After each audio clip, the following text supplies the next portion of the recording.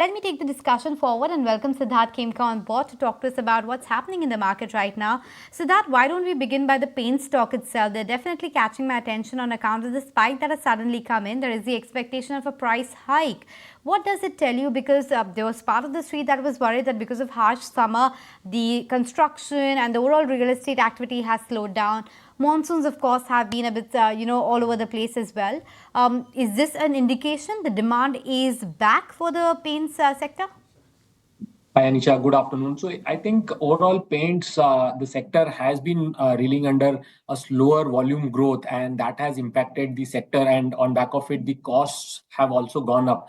So the overall view, I think, is not that encouraging. What we are expecting that for Asian Paints, which is the only paint stocks under our coverage, we are expecting or seeing a 12% volume growth in the domestic market for Q1.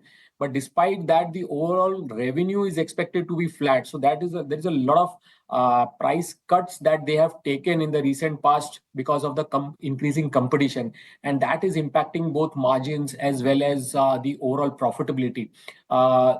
For the quarter, again, we are expecting a 10% decline in the net profits for Asian Paints.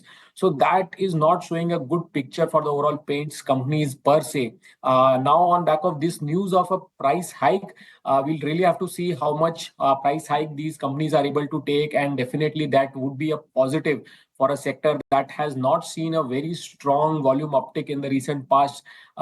If you see last two festive seasons, last year being a little better, but previous to that, things have not been that great. So again, as I said, overall view on the paint sector right now is neutral. There is an increasing competition. Raw material prices has been on a high, which is impacting your the margins. The only salvage that I can see is this news of price hikes in this entire environment, which could be a short-term trade for now. Okay, a short-term trade, but definitely something that we are watching out for. In the meantime, Nuresh is also with us. Nuresh, your view on M&M, and should one be buying this dip that we are seeing? So I would wait it out because this is the first time the stock has really seen a little bit of a correction or a swing low being broken. So the last swing low was around 2800, 2850. That's been taken out. And now in this case, the recovery could be a little tough. So out here, the ideal buying price is closer to 2600, 2650. So some more time to come before a risk reward entry point comes into the trade. So for now, it's a wait for a little more dip. Point taken, wait for a bit more dip. But Siddharth, what's your view? I mean, it's a bit of a confusing factor. It was only a price cut taken on one particular variant, and that's for 4 months. The company is saying it's a celebratory offer just ahead of the festive season. There's no inventory build-up. The bookings have been strong, no impact on financials. Then why this 7% dip on the counter? What's the street worried about? Is it the valuations which is leading to a correction? Yeah, Anish, I think it's a mix of a lot of things. M&M has outperformed in the recent past, and the stock has done well, especially on the back of the good monsoon and the recovery in the rural demand. Given that tractors are the main segments for the company, the SUV segment for Mahindra continues to do well. Some of the newer launches, I think that has continued to do well. The street, I think, is concerned because we were not seeing any concerns with regards to demand for the SUV segment, and on back of it, the company has taken this price cut, which is a big cut for the street, and it was not built in by the analyst, and hence I think at this price level, there is definitely some profit booking that is coming up, but there is definitely a lot of questions that are arising. Why this kind of sharp cut in prices when the demand environment is pretty strong, and post monsoon we are expected to get into the festive season, and especially for some of the newer launches where things were just looking better. Okay, point taken. So that's the view on M&M and paints, which are the two buzzing sectors right now. Quickly also wanted to mark what's happening to RVNL as well as, Vardhaman Textiles and Rajesh Exports for that matter. Nuresh, do you track either of these names, RVNL and Rajesh Exports? And RVNL, I mean, what a dream run it's been for the last 6 months, 1 month, whatever time period you select. And one is now getting very nervous. Should I take profit off the table? But the stock rallies again. What should one do with this stock?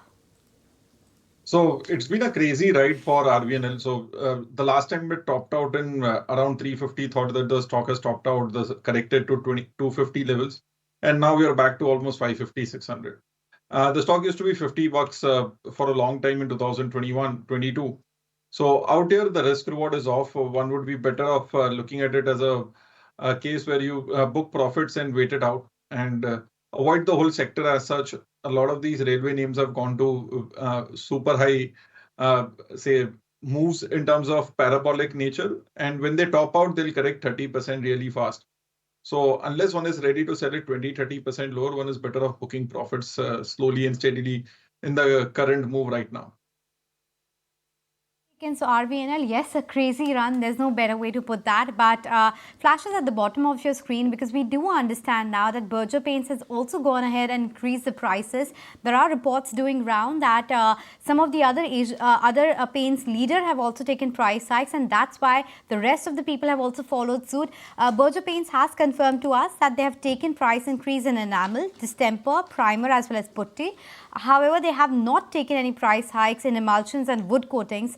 These price hikes are going to be effective from 22nd July. So this is the confirmation that we are getting. We are not very sure right now the quantum of the hike that has been taken, but what has been confirmed to us through our sources is the fact that there has been price hike taken. And clearly in the industry that price hike trend has started, and that's something important to take note of. And you're having a rub-off impact across the sector, as I was talking about. Pull up an Indigo, a Kanza and Aerolac, an Akzo Nobel, even Asian Paints for that matter. All of these stocks are actually sitting at the highest point of the trading session right now. We'll keep tracking what's happening with this entire sector, and we'll get Abneesh also to join us very shortly to talk to us about the implications as well as the structural trends that are coming out for the paints industry, but only after this very short break. If you like this video, then like, share and subscribe to ET Now.